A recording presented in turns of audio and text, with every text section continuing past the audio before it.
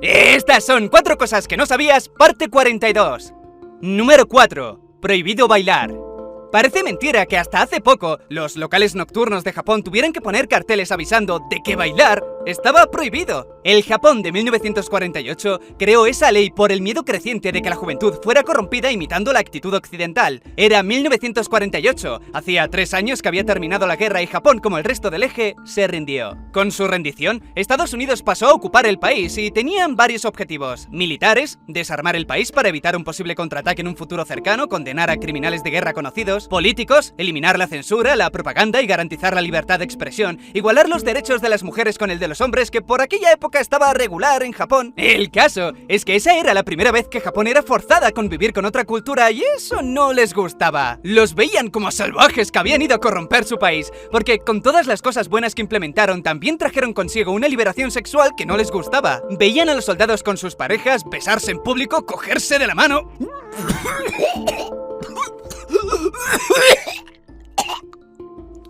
¡Muestras de afecto, qué asco! Hasta ese momento las cosas de pareja se hacían estrictamente en la intimidad y aquello fue chocante. Era chocante porque mostrar afecto en público estaba mal visto porque se relacionaba con las Pan Pan Girls, una forma kawaii de decir mujeres de compañía, y aquí es cuando viene la ley, bailar también. Bailar después de las 12 de la noche pasó a ser ilegal. En principio parecía no ser preocupante porque no creían que pudieran controlarlo todo, y es verdad que no podían, pero sí podían de forma aleatoria y sin avisar inspeccionar esos locales. Fue gracias a ese miedo que los dueños comenzaron a poner carteles pidiendo por favor no bailar. Más que para hacer cumplir la ley, era para que en caso de inspección poder decir que no está permitido en su local. Y si alguien bailaba, simplemente se haría el loco y diría que no vio nada. ¿Por qué tanta energía en prohibir bailar? Como dije, bailar era una actitud que verían propia de una Pan Pan Girl. Por lo tanto, si lo hacían en un local pasadas las 12, ese local podría considerarse un burdel. En el fondo, nunca se tomó tan en serio esa parte de la ley hasta que la gente se dio cuenta de que podía ser usada para denunciar. La policía tenía la obligación de acudir si informabas de clientes molestos que estaban bailando. Bastaba solo con lo de molestos, pero si añadías el baile era un plus por si además querías fastidiar al dueño. Por supuesto, con los años se había ido relajando, pero no fue hasta 2016, quizá un poco antes, que finalmente retiraron la ley. Número 3. El barco fantasma Cass II. El yate se encontró a la deriva sin tripulación, cruzando una zona de aguas poco profundas. Llevaba días así. Cuando finalmente la Guardia Costera fue alertada y rescataron el yate, todo parecía normal, y de no ser porque no había tripulantes ni señales de cómo habían desaparecido, lo sería. El yate no tenía daños graves salvo el desgarro de una de las velas. El motor estaba encendido pero en punto muerto. Había un periódico del día 15, una taza de café medio tomar, una pequeña botella de licor vacía fuera del camarote, ropa tendida, platos lavados, chalecos salvavidas intactos. La radio, el portátil y el GPS funcionaban correctamente y, como ves, todo limpio y ordenado. En el informe, resaltaron que algunas cosas estaban en el suelo, pero anotaron que pudieron provocarlo ellos mismos mientras lo remolcaban. Como dije, no todo era tan normal como lo de la vela rota, pero aún había más detalles. Las boyas antichoque estaban desplegadas, cuando se supone que solo se hace cuando te acercas al puerto o estás muy cerca de otro barco. La hélice tenía enrollado hilo de pescar y el calendario mostraba que solo tacharon hasta el día 14. Había comida y cerveza, pero almacenada, no preparada encima de la mesa. Ese detalle se incluyó después por alguien que creyó que lo haría más interesante. Otro que dice que había cubiertos y platos, ¡tampoco! Solo la taza de color azul, que bien podría contener café o té, un detalle irrelevante que no anotaron y por si te lo estás preguntando, sí, se había enfriado. Aunque la escena fuera como si en cualquier momento pudieran regresar, hacía días que no había nadie. Todo estaba más o menos en orden, nada que hiciera suponer que habían sido asaltados además. ¿Quién querría secuestrar a 3 hombres mayores dejando todo lo de valor en el yate? Incluyendo el mismo yate. Cualquier pirata que se precie lo habría robado. A veces es simple averiguar qué es lo que pudo pasar porque, quitando la posibilidad de los piratas y el secuestro que no pide un rescate, resta una posibilidad. Pero cuesta creerla porque tienes que imaginarte una serie de eventos creados por muy mala suerte y torpeza extrema. Estos 3 hombres llevaban planeando el viaje desde hacía meses. De ellos, Derek Batten, el dueño del yate, era quien tenía más conocimientos de navegación. Había llevado varios barcos anteriormente y más grandes que ese. Era un maniático de la seguridad, pero aquel día se las arreglaron para caer los 3 al agua, sin salvavidas y sin poder volver a subir. El cómo pudo ocurrir te lo puedes imaginar gracias a que encontraron en el yate una cámara de vídeo. En ella se vio la grabación del día 15, el que sería el primer día de su viaje. En el vídeo grabado por James se puede ver a Batten en el timón y a Peter, hermano de James, pescando en la parte de atrás. Pese a que el mar estaba agitado, ninguno tenía el salvavidas puesto. Si piensas que el calendario solo tenía hasta el día 14 tachado y que la última señal de vida fue la de Batten contactando por radio el día 15 por la mañana, sabes que pasó poco después de esa grabación. Sabiendo eso, ahora recuerda, que encontraron enrollado en la hélice. Y lo de pescar, de la caña que estaba usando Peter en la grabación, y no me extrañaría que fuera el culpable de todo el accidente. James, después de hacer la grabación, dejó la cámara. Más pronto que temprano, Peter le diría a los demás que se le había enrollado el hilo debajo del barco. Iría tirando y moviendo la caña para ver si podía sacarlo, pero era imposible. Cada vez hacía más fuerza y se ponía más al borde hasta que una de esas olas lo tiró al agua. Estoy bastante seguro de que empezó así. ¿Cómo terminó su hermano James y Batten también dentro del agua sin salvavidas? Es más especulativo. Lo lógico es que James fuera corriendo a ayudar a su hermano, pero en lugar de primero tirarle un salvavidas y después una cuerda, tiró primero la cuerda. Quizá calculó mal la fuerza necesaria, quizá no se colocó bien u otra ola ayudó a que perdiera el equilibrio. Fuera la razón que fuera, también cayó. Ya solo restaba Batten y tenía que ayudarles. Hasta ese momento el motor estaba apagado porque el viento soplaba a favor, pero si quería dar media vuelta tenía que recoger la vela y encender el motor. El motor lo encendió, pero la vela no la llegó a recoger. Si estaba nervioso y el yate se movía mucho, lo haría mal. Se enredaría y rasgaría la vela por hacer mucha fuerza, y en medio de toda esa locura, vete tú a saber cómo, también se cayó. Como no llegó a recogerla, el viento alejaba el barco a suficiente velocidad como para no ser alcanzado a nado. Llegado a ese punto, ya no podían hacer nada. Luchar por seguir a flote, agotarse y hundirse. Sé que suena imposible y no necesariamente tuvo que pasar de esa forma literalmente, pero algo así tuvo que ocurrir. En cuanto a los parachoques, las boyas que encontraban extraño que estuvieran fuera, solo es extraño si sabes el final. Es una falacia de afirmación que hay que evitar durante las investigaciones, saber si algo es realmente extraño o es extraño solo porque se conoce el final. Es decir, ¿seguiría pareciéndote extraño si no hubieran desaparecido? Es lo mismo que llevar luces cortas cuando hay mucha luz. Es innecesario, pero no extraño. Si no hay ni una sola pista que haga pensar lo contrario, el detalle de las boyas será irrelevante. Si quieren hacer ver que alguien se acercó, eso es lo de menos, porque regresamos a que les hayan secuestrado para nada. Ni para robarles ni para pedir un rescate. Nada, solo un secuestro para pasar el rato. No es común verlo porque el que se compra un yate es para lucirlo y esas boyas son antiestéticas. Incluso si eso no te convence, saber que en la grabación se puede ver que aún no las habían recogido, debería ser suficiente. Debería. Número 2. Documental Reversal of Fortune. ¿Qué pasaría si a un vagabundo le das $100.000 y le dices que puede hacer lo que quiera?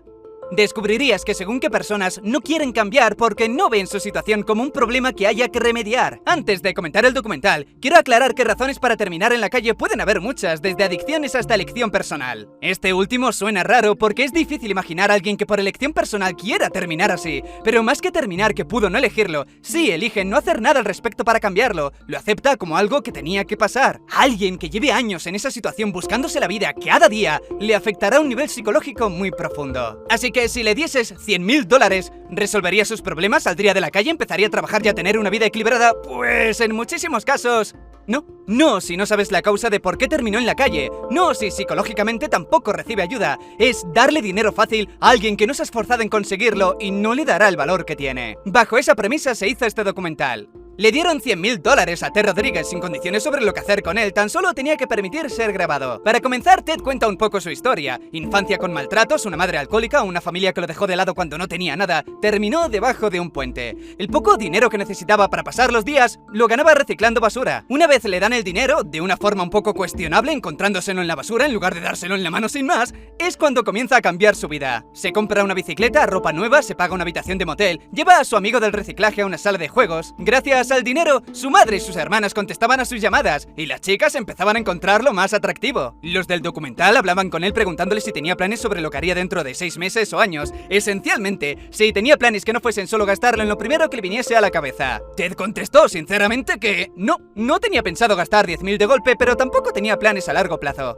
En la primera semana gastó unos 2.000, pocas semanas después 15.000, con un gasto de 10.000 por comprarle un coche al amigo del reciclaje. El tema de las novias que de repente lo encontraban interesante fue lo más preocupante, por la parte de ellas que ni se molestaban en disimular, ni por el suyo, que sabía perfectamente que era por el dinero. Bueno, decidió irse a otra ciudad, alquiló un apartamento, compró muebles, le compró un coche a otra novia, se compró un coche de 35.000. En ese punto se había descontrolado completamente. Aunque dijo que no gastaría 10.000 de golpe, llevaba un ritmo de gastar 10.000 cada semana. Le insistieron de nuevo en que contratara un asesor, pero dijo claramente que no quería trabajar y que el asesor solo quería su dinero. Pronto eso dejaría de ser una preocupación porque 6 meses después lo había gastado todo. Tuvo que regresar al mismo puente sin familiares que cogieran sus llamadas, sin chicas interesadas, completamente solo y sin nada. No todos actuarían igual, pero tampoco hay que caer en lo inocente y pensar que es una excepción. Dejando de lado la razón por la que terminó en la calle, recibir dinero de esa forma también influye y le provocará el efecto del ganador de la lotería. ¿Recordáis aquellos no pocos casos de ganadores de la lotería que se fueron a la bancarrota? El por qué ocurre empieza por la mentalidad del que compra un boleto, buscar el atajo fácil de ganar mucho dinero con el mínimo esfuerzo. Una vez eso se convierte en una realidad y ven que el mundo les ha dado la razón que pueden hacer las cosas con poco esfuerzo, el resto cae por su propio peso. Si hizo la mala decisión económica de comprar un boleto de la lotería cuando no era millonario y la probabilidad es escandalosamente pequeña, la cantidad de malas decisiones que hará teniendo dinero serán aún mayores. Número 1. Los monos infinitos.